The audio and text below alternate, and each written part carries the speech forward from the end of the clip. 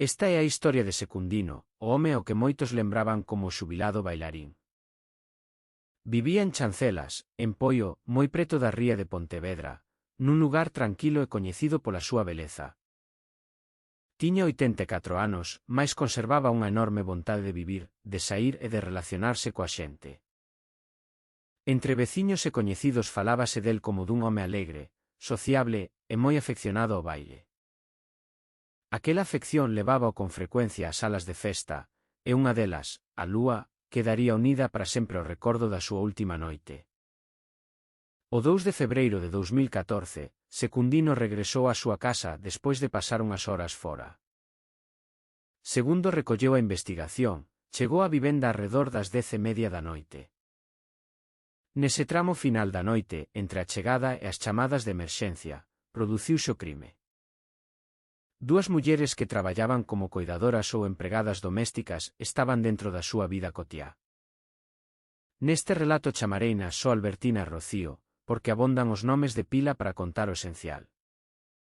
Uns días antes da morte, Secundino cambiara o seu testamento e nomeara a Albertina herdeira universal.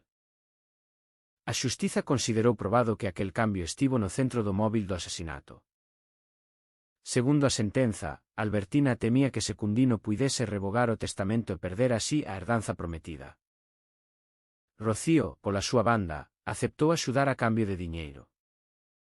A noite do crime, as dúas actuaron de común acordo, segundo declararon probado o xurado e os tribunais. Agardaron a Secundino no camiño de acceso á súa casa, nunha zona escura e solitaria. Alí atacáronos en que tivese unha posibilidade real de defenderse. Foron golpes repetidos na cabeza, dados cunha tixola, co propio bastón da vítima e cunha pedra. A sentenza falou de máis de 18 golpes, 3 deles capaces por si sós de causarlle a morte. Os demais, segundo recolleron os feitos probados, prolongaron o sufrimento porque Secundino aínda estaba con vida.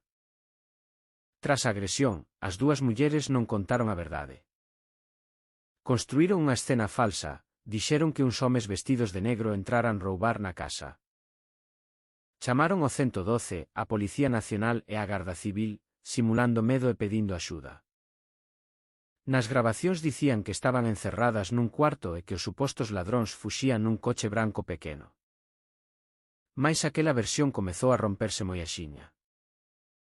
A Garda Civil non atopou unha explicación compatible co roubo que elas describían. A primeira liña de investigación, a dun asalto domiciliario, quedou abandonada ao comprobarse as contradicións.